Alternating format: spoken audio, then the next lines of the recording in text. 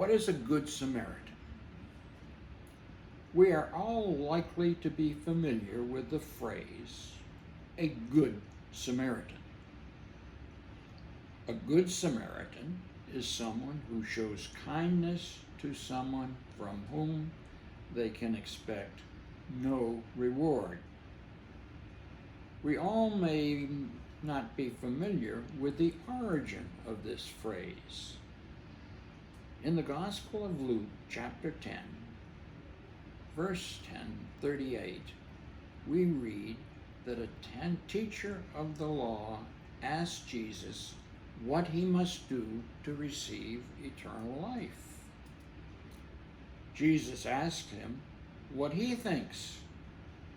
He answers correctly, according to Jesus, that one should love the Lord your God with all your heart and soul and strength and your mind, and love your neighbor as yourself. The teacher of the law balks only a little bit. Whom, he asks, is my neighbor? Jesus answers, as he so often does, with a story.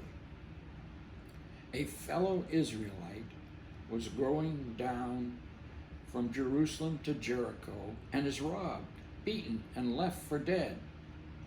His plight is ignored by two religious leaders, a priest and a Levite, who pass him by. They were perhaps motivated by a concern to remain ceremoniously clean in order to perform their religious duties.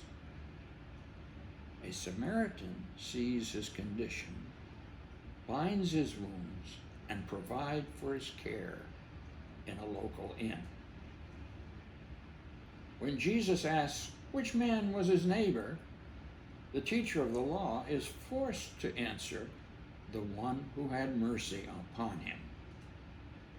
Jesus says, go and do likewise. This story has a lot of bite to it that we may not appreciate. Jews and Samaritans despised each other.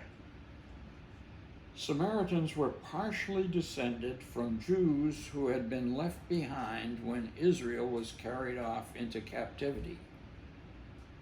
They intermarried with imports from other conquered peoples. They were regarded by the Jews as religiously, socially, ethically, culturally, and historically inferior. If Jesus was telling this story today and trying to make a similar point, he perhaps would refer to a Christian priest or minister as the one who passed by, and the Muslim as the one who cared for the injured traveler. Go thou and do likewise.